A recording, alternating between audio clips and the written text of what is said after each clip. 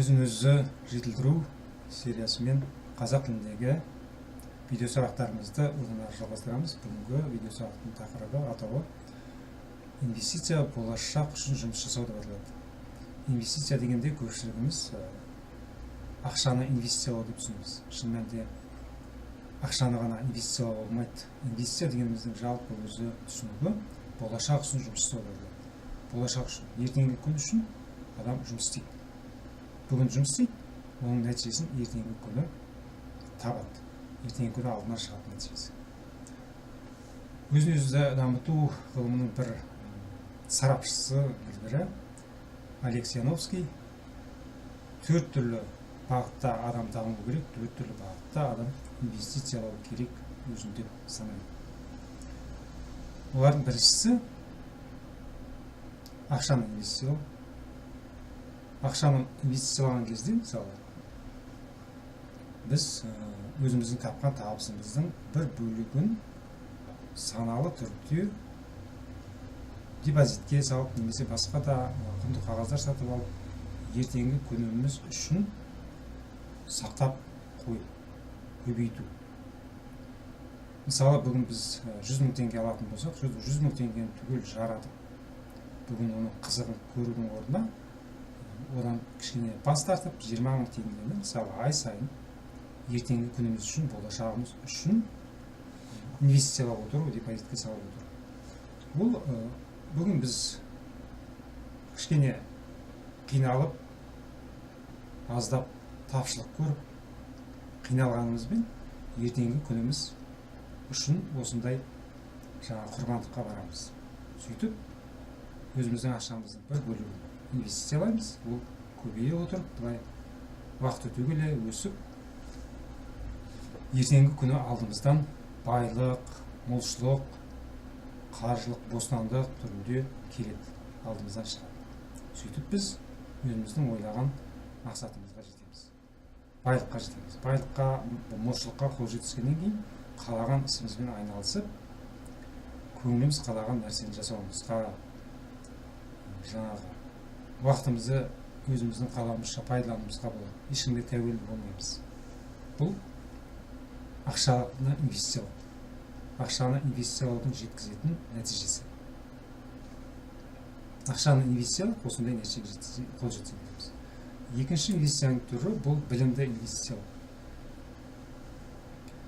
Айтқанда, сіз ақыл-ой санаңызды, уақытыңызды, күш-қуатыңызды білім алуға жұмсайсыз. Білім мен біліктілігіңізді арттырасыз.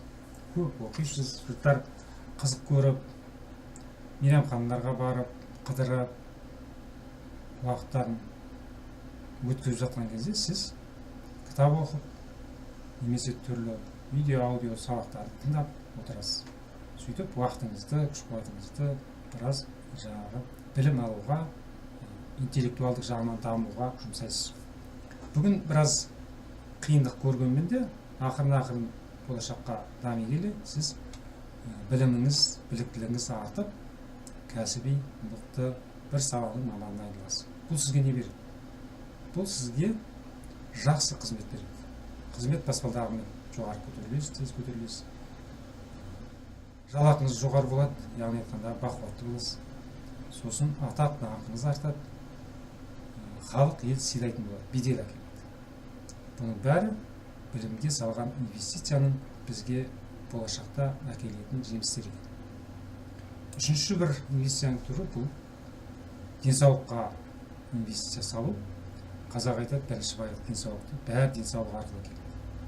Денсаулық өздігінен бола салмайды. Біз денсаулықты күтуіміз керек. Ол үшін салауатты өмір салтын ұстауымыз керек. Күнде таңертең ерте тұрып, дене жаттығуларын жасауымыз керек. Таза ауада жүруіміз керек.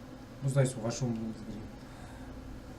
Тамақтану, ұйықтаудың режимдерін сақтауымыз керек. Осылардың бәрін жасасақ, айтқанда осыншама әрекеттер жасау бізді ертеңгі күні денсаулығымызды жақсартып, нақты денсаулық әкеледі, сергектік әкеледі, көтеріңкі көңіл-күй әкеледі, күш-қуатымыз артады. Сол арқылы жақсы жұмыс істейтін боламыз, жақсы толыққанды өмір сүретін боламыз. Осындай жеміс әкеледі денсаулыққа инвестиция салу. Төртінші инвестицияның түрі бұл рухани дамуға инвестиция салу. Сіз қай дінді ұстамаңыз, дәстүрлі діндердің, ислам дінін немесе христиан дінін, басқа діндерді ұстасаңыз, да сол діннің шарттарын, парыздарын орындау арқылы сіз екі дүниенің игілігіне әкелетін сауап табасыз. Бұл сізді рухани жағынан дамытады. Бойыңызда адамгершілік, қайырымдылық, жомарттық, кешірімшілдік, сабырлылық сияқты жақсы қасиеттер дамиды. Бұның өзі сізді айналаңызға сүйкімді етеді. Жақсы, ешкіммен ұрыспай, керіспей, жақсы бейбіт өмір сүруіңізге жағдай жасайды. Бұл дүниеде, бұл дүниеге барғасын әкелетін тағы игіліктері бар. Яғни айтқанда екі дүниенің де игіліктерін әкеледі. Бұл рухани дамуға инвестиция салу. Ал егер сіз болашағыңыз үшін инвестиция салмай, болашағыңыз үшін әрекет жасамай, уақытыңызды босқа өткізетін болсаңыз, адамдардың көпшілігі өкінішке қарай солай жасайды. Сериалдар көреді түрлі, немесе Facebook, Instagram'да отырып әлеуметтік желілерде уақыттарын өткізеді, түрлі ойындар ойнап жатады. Жаңағы көшеде жүргенде де қарасаң, қолдарында телефонда үңіліп бірдеңелерді жасап жатады, көріп жатады, тыңдап жатады музыка. Олардың бәрі ол адамға соншалықты бір рухани жағынан немесе интеллектуалдық жағынан дамуына бір игілік әкеліп жатқан жоқ. Әлгі музыкалар тыңдап, жаңағы отыру, немесе сериалдарға қарап отырудың бәрі бұл да әрекет әрине. Бірақ бұл жақсы әрекет емес. Ол әрекетінде жаңағы жемісі болады, салдары болады. Өйткені мына дүниеде бәрі де себеп салдар заңына ғана. Себеп бұл бүгінгі жасаған әрекетіміз, салдар ертеңгі сол әрекеттің жемісін алдымыздан шығу. Егер бүгін біз жоғарыда айтқандай 4 түрлі сала бойынша инвестиция жасап, пайдалы істермен айналысатын болсақ, уақытымызды, күш-қуатымызды жұмсайтын болсақ, ертең алдымыздан жаңағы әлгінде айтып кеткендей байлық, мансап түрінде, мықты денсаулық түрінде, немесе жақсы мінез, екі дүниенің игілігіне әкелетін сондай түрінде алдымыздан сол жасаған әрекеттеріміздің жемісі шығады. Егер біз уақытымызды босқа өткізіп, таңертеңнен кешке дейін әлеуметтік желіде отырып, немесе сериалдар көріп, немесе бос әңгімемен өткізетін болсақ, онда ертеңгі күні біздің алдымыздан ешқандай да нәтиже жеміс шықпайды. Уақытымыз босқа өтеді. Ондай адамдар әдетте таңғажайып нәрселерді күтіп, соған сенгіш келеді. Уақытын босқа өткізеді, ешқандай әрекет жасамайды, өзінің болашағы үшін ешқандай әрекет істемейді.